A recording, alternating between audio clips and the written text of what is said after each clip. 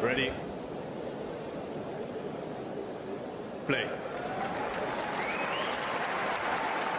Is Pegula playing the best tennis of her career? No, I don't think so. I think it's probably her spirit that has seen her through a lot today rather than necessarily an absolute burst of form. Sabalenka, I think, is coming into some pretty good form. Probably her best match was today against Jasmine Paolini of the tournament.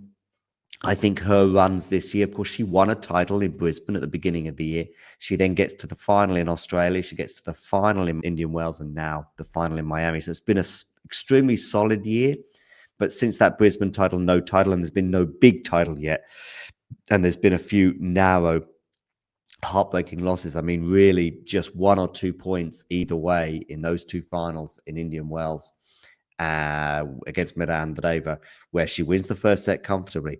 A point or two more again in that match against Madison Keys, and maybe she's in a deciding set tiebreak, and who knows, maybe she retains her Australian Open crown for a third time. So those two defeats actually really did hurt Aryna, and we saw the racket smash after that final loss in Australia, and we saw how disappointed she was after the loss in Indian Wells.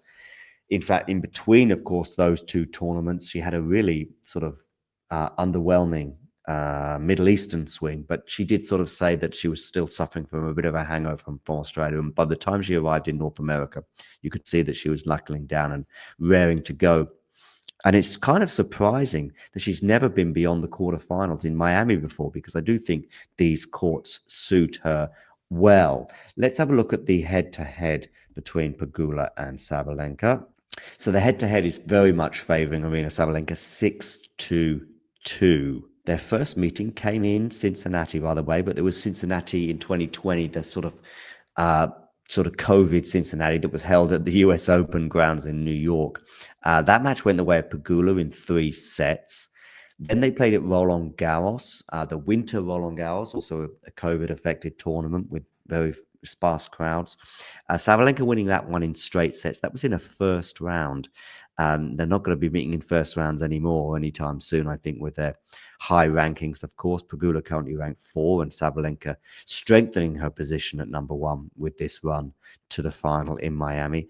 Sabalenka then won again in Madrid, and Madrid is very much Sabalenka's domain, as we know. Rome, also on clay. Sabalenka, I think probably more the fact that just Pegula probably struggles on that surface in Rome 2022, so that went the way of Sabalenka.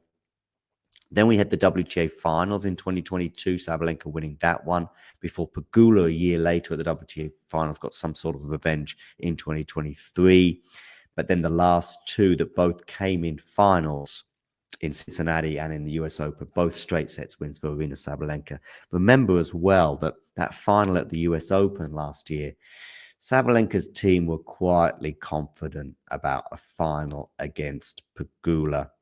Rather than Mukova, who was Pegula's opponent in the semi-final, who was a much more different and much more perhaps complicated opponent for Sabalenka. Sabalenka and Pegula perhaps not quite like for like. There's a bit more similarity there. So where Sabalenka is probably just a little bit better in every department, particularly on hard courts. Grass, I think, will be an interesting match. They've yet to play on that surface, although they had played quite a few matches on clay.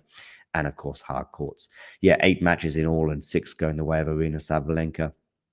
Yeah, so I think Sabalenka, again, even possibly this semi-final, I'm sure she would have wanted it to go 3 between Jessica and Alex today, and that it did. And it was a battle, and it was a physical battle between Jessica and Alex. And we saw Alex obviously have a few physical issues, especially at the beginning of the second set, both with a foot injury, but also that strapping that she's had on her thigh.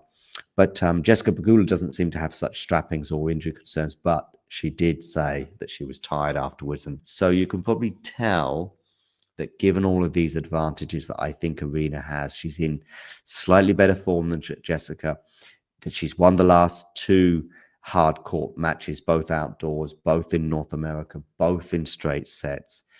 Sabalenka is the number 1. She's got some making up to do, if you like, regarding those 2 losses that she had in finals earlier this year in Indian Wells and in Australia. And I think she's going to make up for those 2 losses by winning her first big title of the year beating Jessica Pegula. Let's go for a 3-set win, because I do think it will be close, and it possibly will be closer than their 2 previous occasions. But the fact that perhaps Pegula's had a much more arduous week as well will also play in Aryna's favor, and I do see her emerging and winning her first Miami title. If you enjoyed this video, make sure you hit that like button. Don't forget to subscribe and click that notification bell so you don't miss out on all things tennis.